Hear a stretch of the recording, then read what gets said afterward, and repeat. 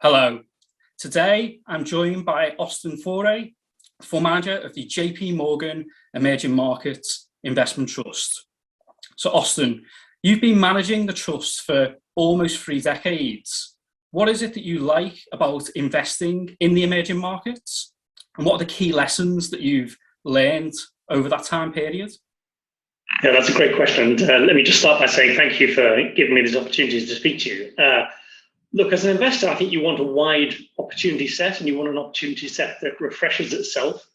And I don't think you could find that better than you can find it in emerging markets, where the world has changed and we have a very, very wide range of opportunities from Chile all the way around to China to look at. So the variety and the change is a great starting point for me as an investor, and that's what's kept my interest, as you say, for all those years.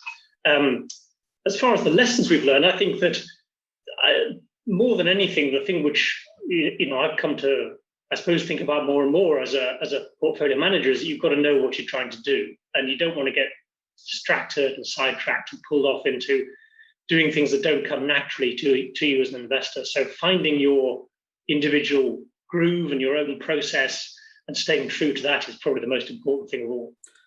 And over that 3-decade time period, how has the portfolio evolved to meet the changing trends in emerging markets?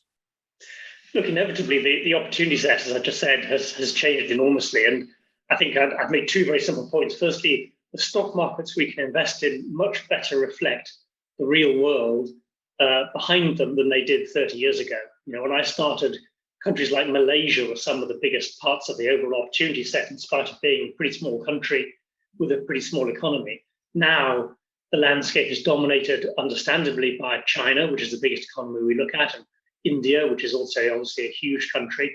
So you've seen the opportunity set widen as stock markets open to foreign investors. And that's been a really important development, which I think has not only grown the set of choices that we have, but brought us a lot of interesting businesses. That's the first point. The second point is that clearly the world has changed enormously. 30 years ago, although people find this hard to remember, no mobile phones, sometimes hardly any internet. The rise of technology has been just as important within emerging markets as it has been for the rest of us, in more developed countries. So the kind of businesses we see in front of us have moved a very long way from 30 years ago, where you could more or less assume that every emerging market had a bank, a beer company, and possibly a telecom business. Now we see a very, very wide range of businesses. And again, that's great for us as investors. And in terms of themes running through the portfolio at the moment, what are the key areas of focus? So as you know, we have pretty low turnover in the portfolio, which means that it doesn't change very rapidly, and we have some very long-lasting biases, essentially because we're always looking for the same kinds of characteristics in the businesses we buy for our clients, and we tend to find them repeatedly in the same sorts of places. So the portfolio is really dominated, I guess, by 3 broad types of business. We have investments in consumer companies, a lot of branded consumer product companies, and also some consumer service businesses. We have a lot of money in technology in one form or another, although that is a very wide description, which covers everything from companies that make semiconductor chips through to internet-style business models offering a platform or a marketplace or something like that. And then we have significant investment in financials as well, which has been an area of focus for us for a long time.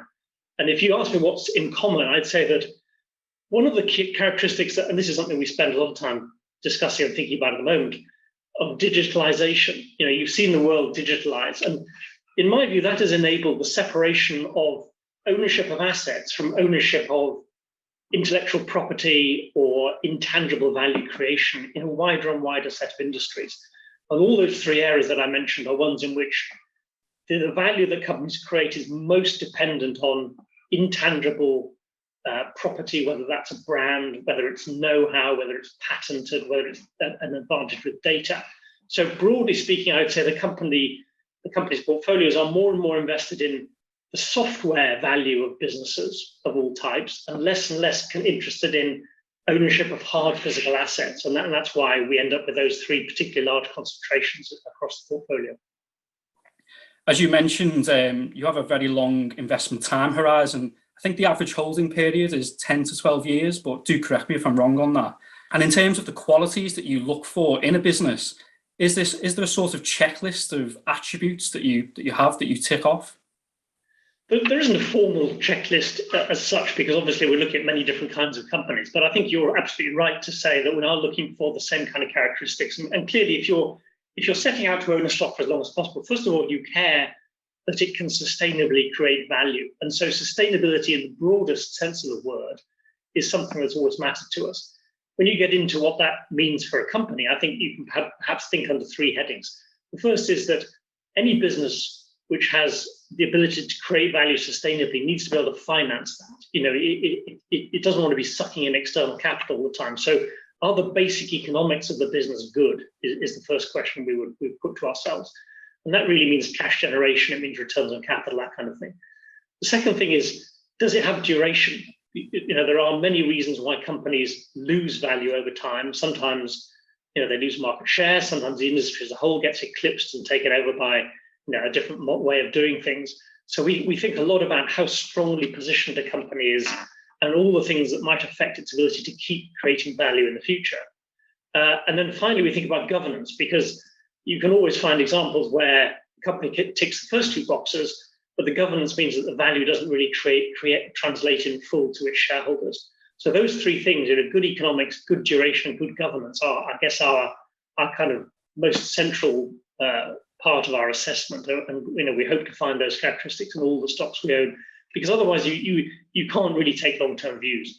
And I should say finally on this that we're interested in businesses' ability to create value in the business. When you keep stocks for a decade or more, you're naturally less interested in short-term fluctuations in valuations and share prices, and you're really concerned with where's the business going, and is the business going to be significantly bigger and significantly more valuable in its own right many years into the future. So that will tend to be how we think about it.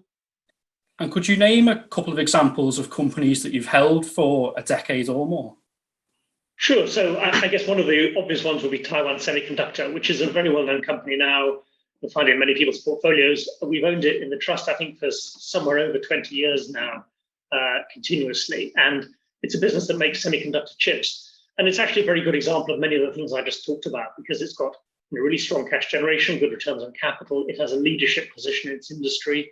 If anything, its competitive moats have got steadily wider as the years have gone by. And it's also exposed to an industry which has long-term growth and demand. Everything we do requires more computer processing power, and they're a natural beneficiary of that. But the business has also been managed in a very sustainable way. And we're big admirers of the management of that company. And even more recently, some of the things they've talked about in terms of their ambitions for carbon reduction and renewable energy sources, etc., show that they're continuing to think, well into the future in terms of defending the business, making its competitive position unassailable, and continuing to deliver for shareholders. So that would be one example. I think if you ask me for another one, we've been shareholders in an Indian financial services company called Housing Development Finance for a long time. That's just primarily a mortgage company, so it's very bread and butter, taking deposits, lending them out as mortgages. And again, it's a business with, I think, unquestionable quality of management, strong competitive position, cost leadership in terms of really low cost of operations, and exposed to a really long-term growth and demand as the Indian economy grows, and a huge intrinsic housing shortage has to be addressed, and someone has to help finance that. So those would be a couple of examples of some of our longest held positions in the trust. The trust is a standout performer over the past 3 and 5 years. What would you say have been the main drivers behind that performance? Are there any particular sectors or countries that you would pick out?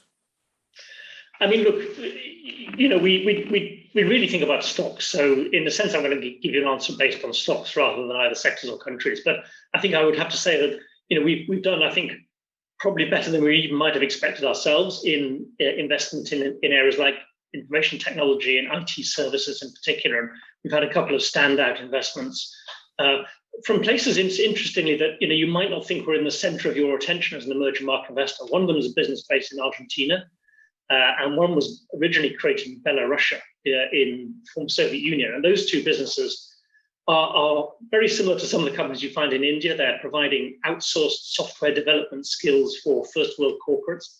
And they've been big successes for us and added a lot to the trust performance. And I think also demonstrate again, the kind of things that I talked about a moment ago in terms of strong cash generation, good returns on capital, very asset-light businesses, and very long-term growth trajectory in front of them. Austin, thank you very much for your time today. It's a pleasure. Thanks for talking to me.